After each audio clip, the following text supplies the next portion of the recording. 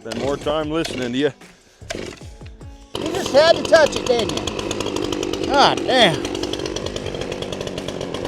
Hey, cowboy, let me help you.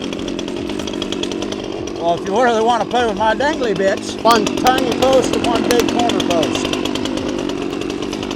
Kind of what I'm thinking.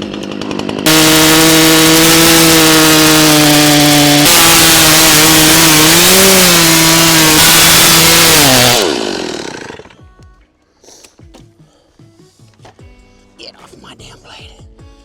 I'm gonna flop this off. Look at you and your sawing. So you want to use a saw that cuts straight? No.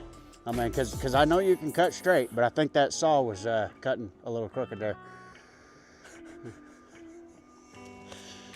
Now I understand why you eat soup with a fork.